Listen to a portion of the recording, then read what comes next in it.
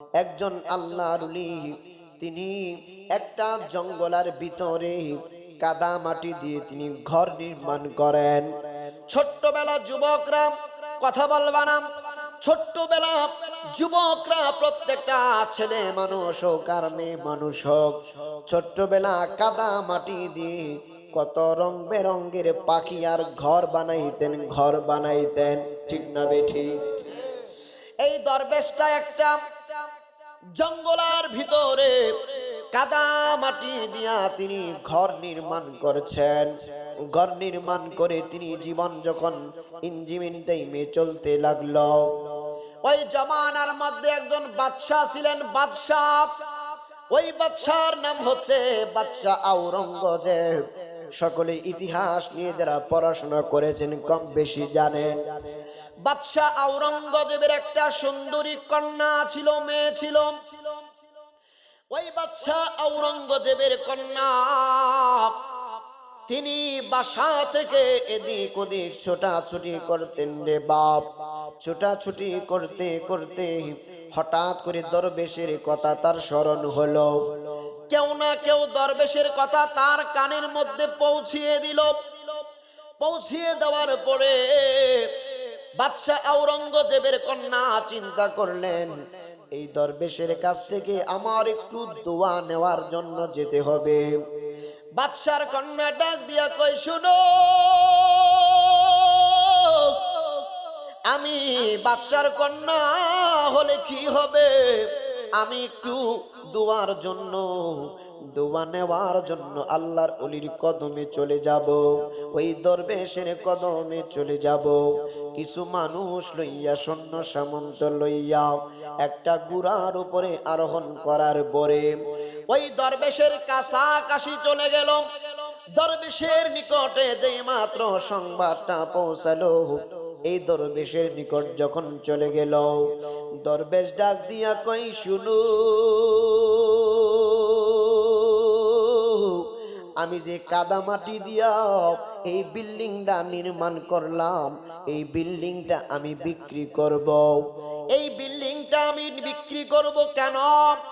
এই বিল্ডিংটা আমি নির্মাণ করেছি আমার নিজের জন্য। সুবহানাল্লাহ। এই বিল্ডিংটা আমি নির্মাণ করেছি আমার নিজের জন্য। এই বিল্ডিংটা কোনো সাধারণ বিল্ডিং নয়, এই বিল্ডিংটা হচ্ছে জান্নাতি বিল্ডিং, বেহেশতি বিল্ডিং। একবার জুড়ে বলা যাবে কি সুবহানাল্লাহ?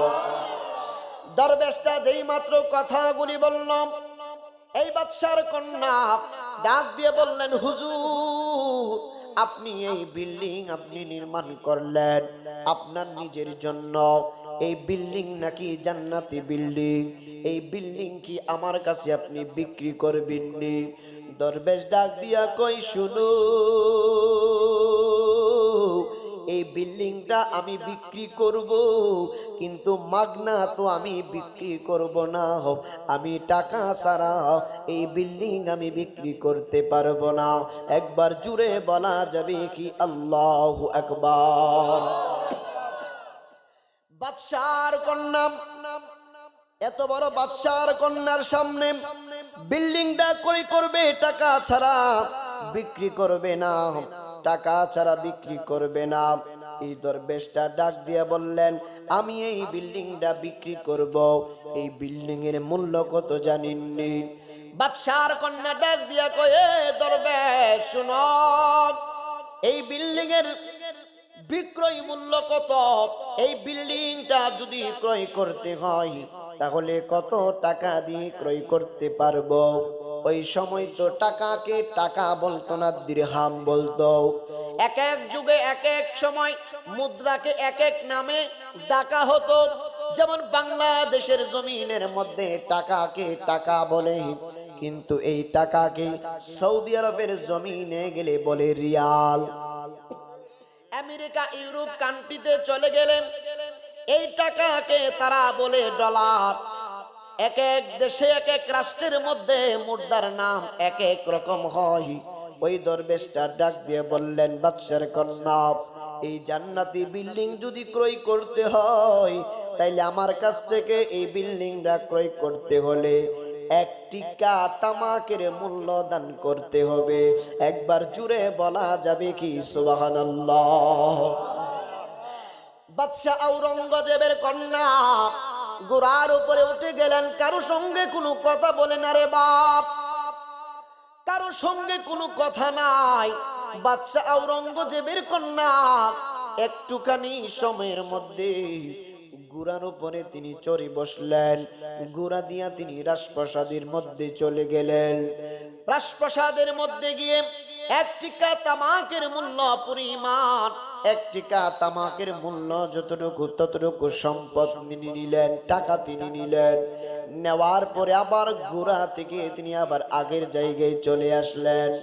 আসার পরে দরবেশের হাতে টাকা দিয়ে দিলেন। এক্সাম্পল টাকাই বললাম, এক্সাম্পল যতটুকু মূল্য নির্ধারণ করা হলো ততটুকু মূল্য দরবেশের হাতের মধ্যে দিয়ে দিলেন।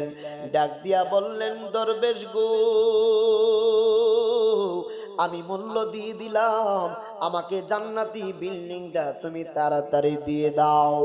এই দরবেশ সাহেব এই বিল্ডিং এর কাদা মাটি দিয়া বালি মাটি দিয়া যে বিল্ডিং নির্মাণ করেছিল তাহার চতুর্দিকে তিনি রেখা টানলেন।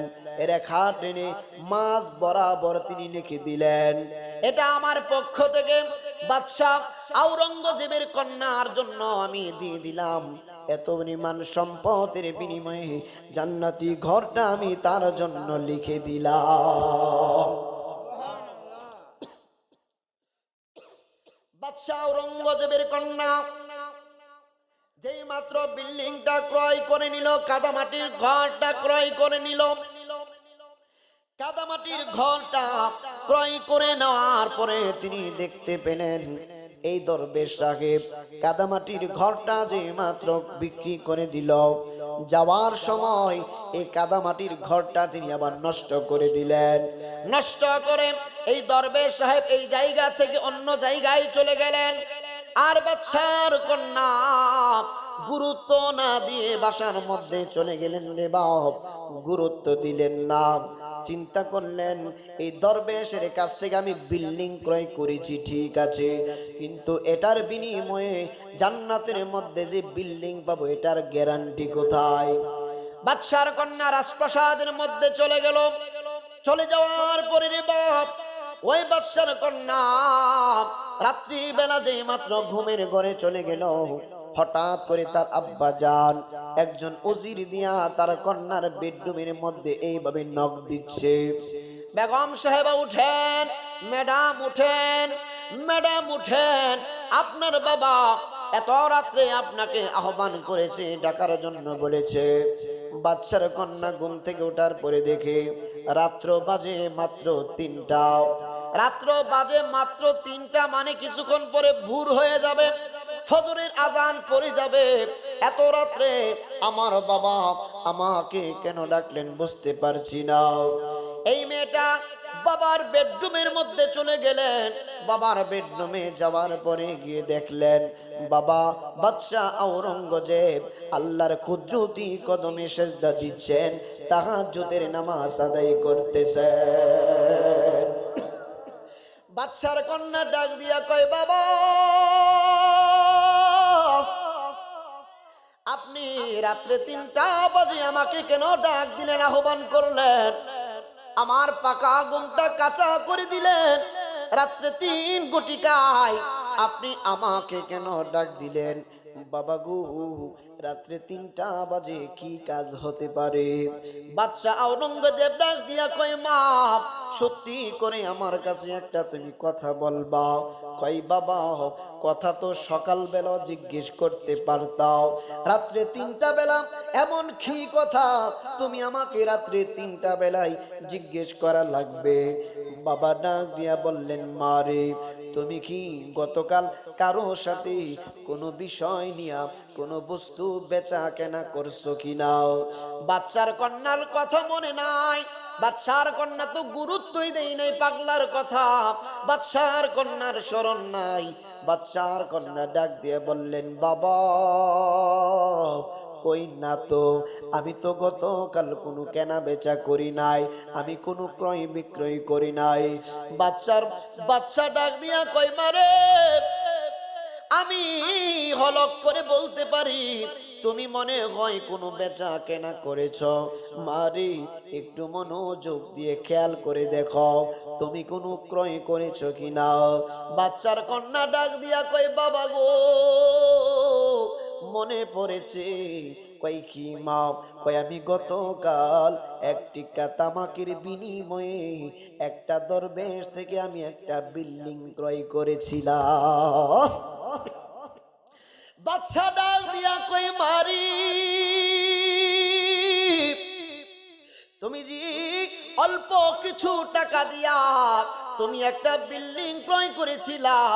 মাগো, আমি যখন রাত্রিবেলা ঘুমাইতে গেলাম, আমি স্বপ্নের মধ্যে দেখলাম আমি একটা বিশাল বড় একটা আওরের মধ্যে আছি, বিশাল বড় ময়দানের মধ্যে আছি।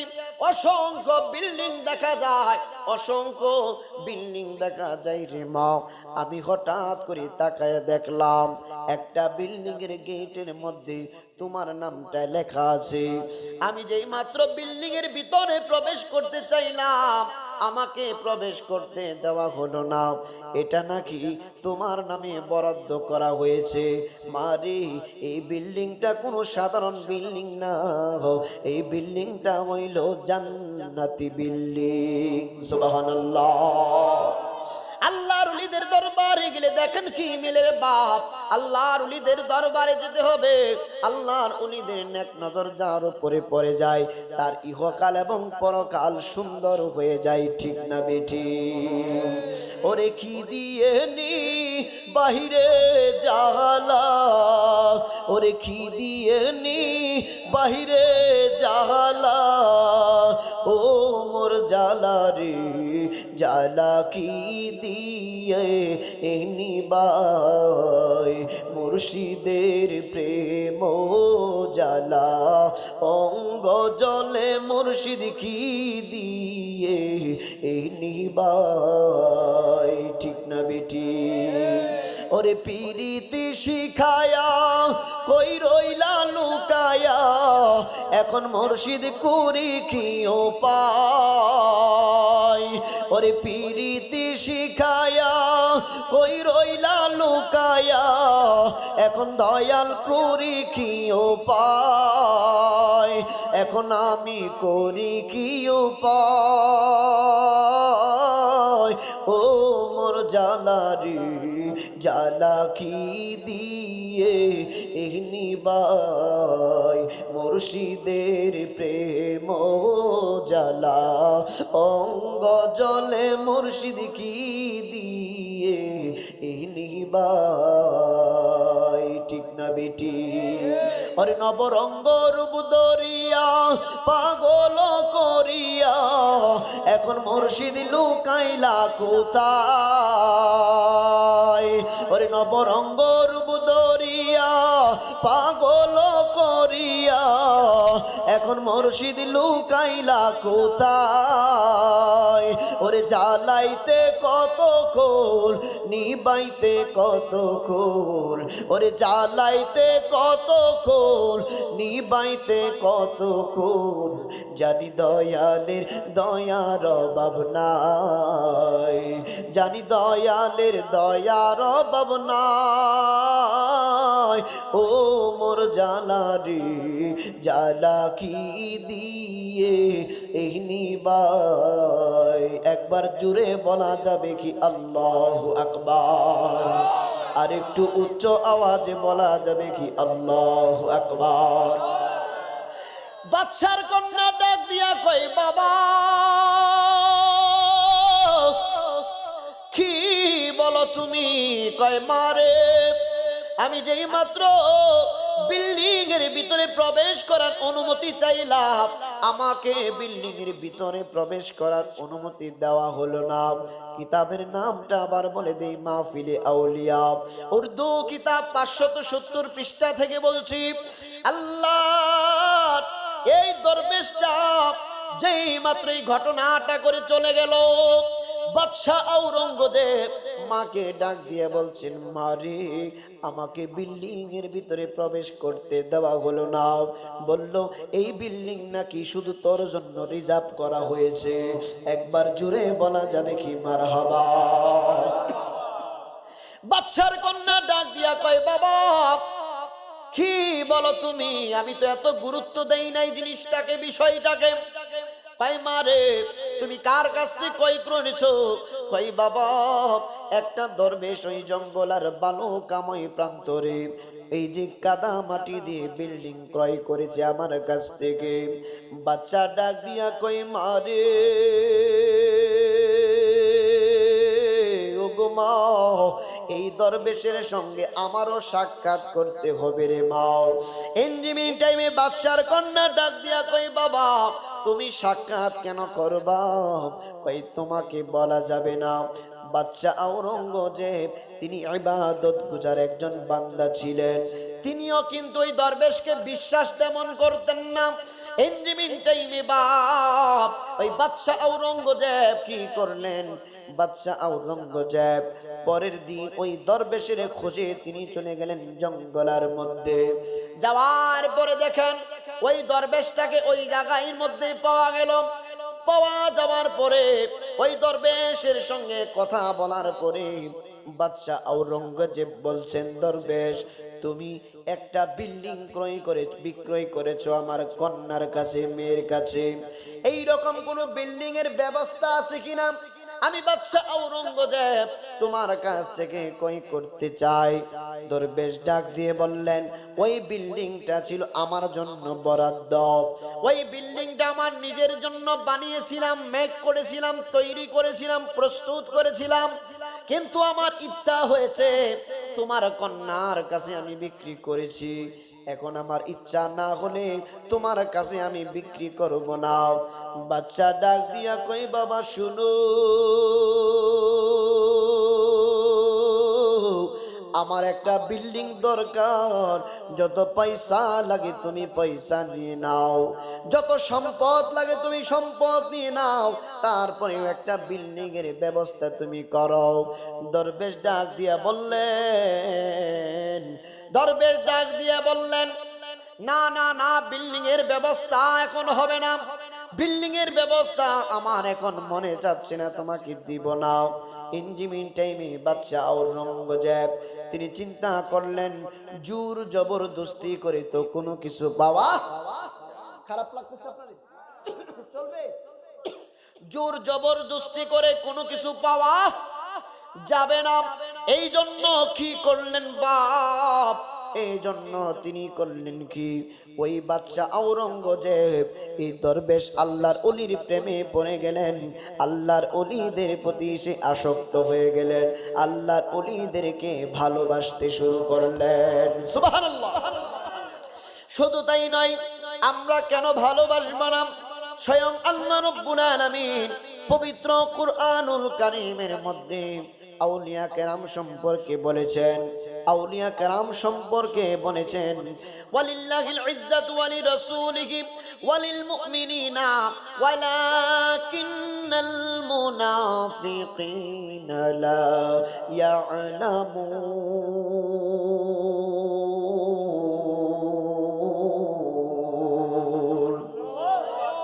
আল্লাহ রাব্বুল আলামিন বলছেন, আমি যদি ইচ্ছে করি শুধু এবারত বলে বলে ওয়াজ করতে পারবো, কিন্তু অবস্থার আলোকে কথা বলতে হবে। এই সময়ের মধ্যে যদি আমি শুধু হাদিস আর হাদিস বলি, আপনার একজনও থাকবেন না, আমি ভালো করে বুঝি। এই জন্য মাঝে মাঝে কোরআন হাদিস চলবে না। আল্লাহ রাব্বুল আলামিন বলেন, ওয়ালিল্লাহিল ইজ্জাতু ওয়ালি রাসূলিহি ওয়ালিল মুমিনিন। ইজ্জত আল্লাহর জন্য, ইজ্জত তার হাবিবুল্লাহর জন্য, ইজ্জত আউলিয়া কেরামের জন্য, ইজ্জত মুমিন বান্দা আল্লাহর ওলিগণের জন্য।